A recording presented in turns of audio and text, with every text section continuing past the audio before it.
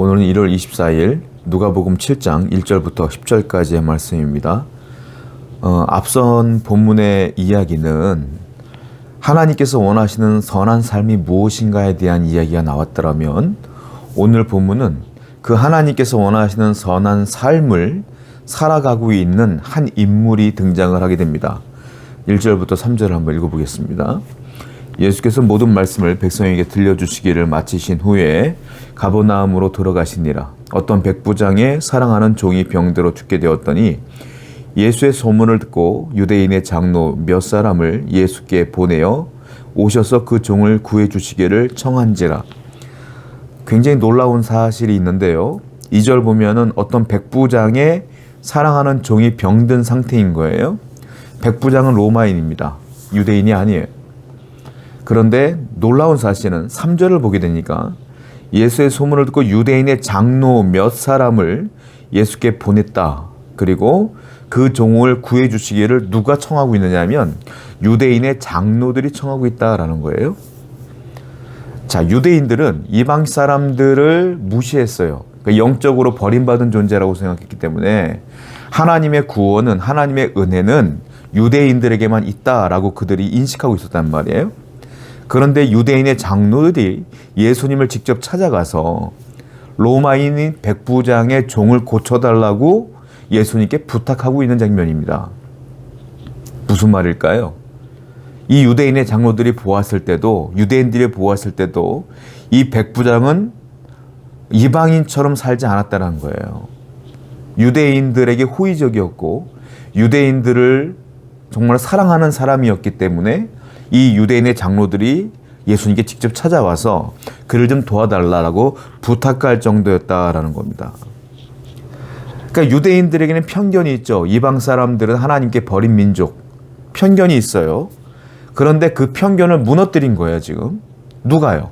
백부장이. 백부장이 어떠한 삶을 살았기에 그렇습니까? 믿음의 삶을 살았기 때문에 그렇습니다. 믿음의 삶이 곧 하나님께서 원하시는 선한 삶이죠. 여러분, 믿음은 뭐냐면 내가 주님을 믿습니다라고 말로만 하는 게 믿음이 아니라, 믿음은 내가 주님을 믿습니다라고 말했으면 하나님께서 요구하시고 원하시는 삶을 살아가는 것, 그것이 믿음이다라는 거예요. 결국 그걸 뭐라고 말하죠? 순종의 삶이다 그러죠. 이 백부장은 진정한 믿음을 가진 사람이었다라는 겁니다. 그렇기 때문에 유대인들에게도 인정받는 하나님의 귀한 믿음의 사람이었다라는 거죠. 오늘 우리에게도 이러한 도전이 필요합니다. 여러분, 믿음이 있습니까? 믿음의 삶을 사셔야죠. 믿음의 삶은 정말 내가 믿음의 삶을 살았습니다라고 고백하지 않아도 주위에 있는 사람들이 저 사람은 믿음이 있는 사람이야, 하나님을 정말로 사랑하는 사람이야 라고 인정할 수밖에 없는 삶을 살 때에 그 하나님의 영향력이 그들에게 흘러간다라는 거예요. 오늘도 여러분들이 주위 사람들에게 믿음의 사람으로 인정받는 귀하고 복된 사람이 되기를 원합니다. 3절 볼게요. 예수의 소문을 듣고 유대인의 장로 몇 사람을 예수께 보내어 오셔서 그 종을 구해 주시기를 청한지라. 자, 이 백부장이 예수님께 이 부탁을 드릴 수 있었던 이유가 뭐겠어요? 유대인의 장로들이 백부장의 종을 고쳐달라고 부탁할 수 있었던 이유가 뭐겠어요? 그 뭐라고 했습니까? 3절에 예수의 소문을 들었다. 이 백부장이 예수님의 소문을 들은 거예요. 그리고 백부장이 직접 예수님께 나가면, 이방인이 예수님께 나가게 되면 사람들이 수근수근 거릴 게 뻔하니까 예수님을 배려하는 마음으로 유대인의 장로들이 부탁을 했고, 유대인의 장로들이 흔쾌히 수락을 하여 예수님을 찾아간 거 아닙니까? 그러니까 이 백부장이 이 종을 고칠 수 있는 유일한 길이 예수님의 능력이다라는 말씀을 듣게 된 거예요. 그것을 어떻게 들은 거예요? 예수님에 대한 소문을 들은 거예요. 예수님의 기적적인 능력과 더불어 주님이 주시는 메시지가 너무 놀랍다라는 소문을 들은 것이고, 이 백부장은 예수님의 소문을 듣고 그분이 메시아구나, 하나님의 아들이구나 라는 것들을 깨닫게 된 것이죠. 무엇을 통하여? 소문을 통하여. 소문은 뭐예요? 누군가가 전한 것들이 들려오는 게 소문이에요. 그렇다면 여러분이나 저나 예수님을 처음부터 자연스럽게 믿은 게 아니지 않습니까? 누군가로부터 그 소문을 들은 거예요.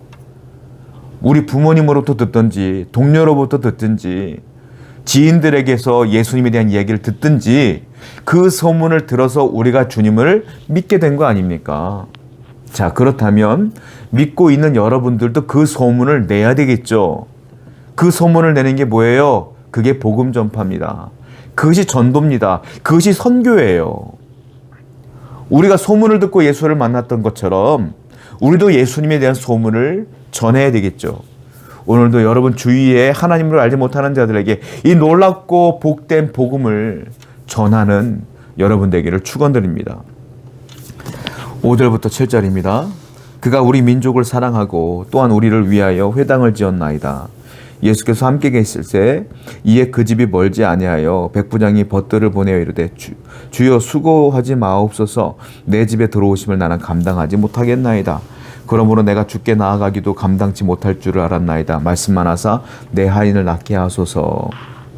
자, 이 유대인들의 장로들이 유대인들이 백부장을 왜 인정할 수밖에 없었느냐면 5절을 보니까 그 백부장이 우리를 사랑합니다. 우리 민족을 사랑합니다. 또한 우리를 위하여 회당까지 지어줬어요. 이렇게 주님께 유대인의 장로들이 얘기하는 거예요. 자, 백부장이 유대인들을 사랑해요. 유대인들은 이 백부장을 이방인이라고 무시했지만 백부장은 믿음 안에서 이 유대인들을 사랑하는 거예요. 회당을 지어줬어요. 왜 회당까지 지어줬느냐? 7절 보니까 그러므로 내가 주께 나아가기도 감당하지 못할 줄을 알았나이다. 이 백부장은 예수님을 뭐라고 말합니까? 주님이라고 말해요. 주님. 랍비라고 말하지 않아요. 위대한 선생이라고 말하지 않아요. 주님이라고 말해요. 나의 주인이요. 즉 하나님으로 인정하는 거예요. 하나님으로 인정했기 때문에, 즉 이 백부장은 주님을 믿었기 때문에 하나님을 믿는 그 믿음으로 기반으로 해서 불쌍하고 지금 로마로부터 압제당하고 있는 유대 민족을 불쌍하고 긍휼히 여기는 마음이 들어온 거예요. 그래서 그 민족을 사랑하고 그들이 예배할 처소가 없다 보니까 회당까지 지어주면서 너희 하나님을 예배하라. 나도 그 하나님을 믿는다 라고 얘기했던 거죠. 그러니까 유대인들이 감동을 받은 거예요. 여러분, 유대인들은 지금 불쌍한 처지예요. 나라를 빼앗긴 상태예요. 로마로부터 지배받고 있는 상태예요. 그 불쌍한 영혼들을 이 백부장이 불쌍히 여겼어요. 이 긍휼함을 여긴 것은, 이웃을 사랑하게 된 것은 근본이 동정심이냐? 아니에요. 뭐예요? 주님을 백부장이 믿었기 때문에 그 믿음으로 기반하여 그 이웃을 사랑할 수 있었던 거예요. 진정한 사랑은, 이웃 사랑은, 이웃에 대한 긍휼함은 동정심이 아니라, 내 선천적인 마음가짐이 아니라 무엇이냐? 믿음이 기반이 된 그 사랑이 진짜 사랑이다라는 거죠. 이 백부장은 믿음을 갖고 진짜 이웃을 사랑한 거예요. 그것이 주님께서 원하시는 선한 삶이다라는 거예요. 여러분들은 이웃을 사랑하십니까? 아니, 먼 데 찾지 말고요. 여러분들 가족, 그리고 조금 더 바운더를 넓히면 우리 교회, 여러분 교회만 해도요, 여러분들 마음에 드는 사람이 있고 들지 않는 사람이 있어요. 그러나 중요한 것은 이 교회당에 모여있는 사람들은 전부 다 주님을 사랑하는 사람들 아닙니까?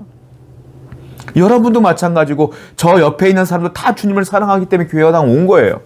그러면 주님을 믿는 믿음으로 기반을 하여 우리 서로가 사랑하는 귀한 공동체가 되어야 되지 않겠습니까?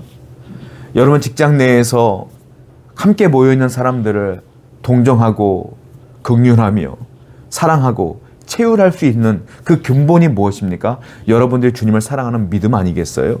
믿음으로 그들을 사랑하고 섬기며 그들을 도와줄 수 있는, 세워줄 수 있는 그런 믿음의 삶을 살아가는 여러분 되기를 축원드립니다.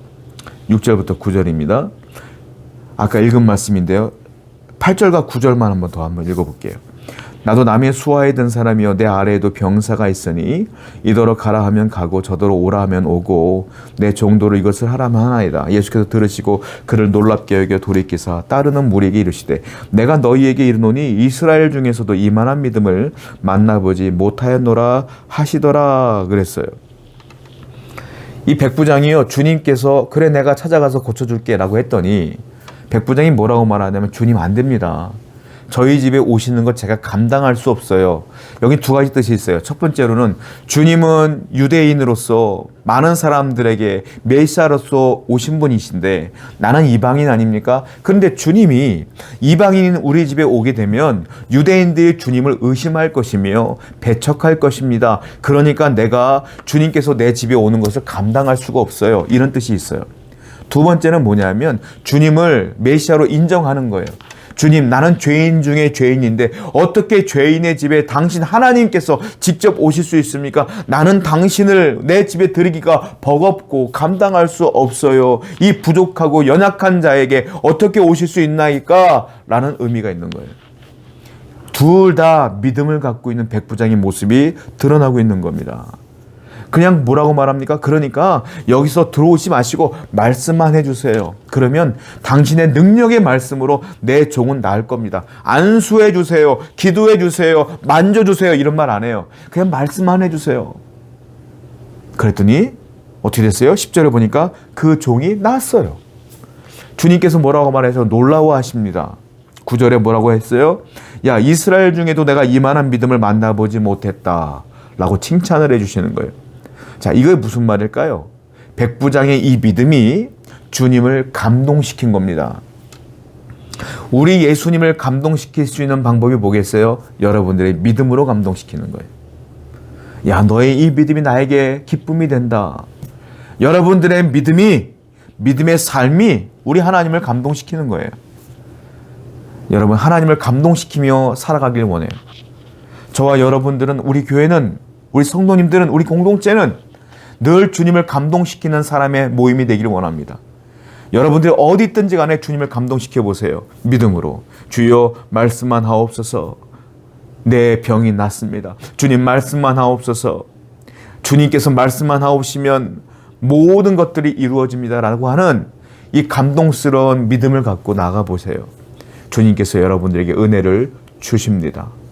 그 믿음을 통하여 기적을 베풀어 주실 줄로 믿습니다. 기도하겠습니다.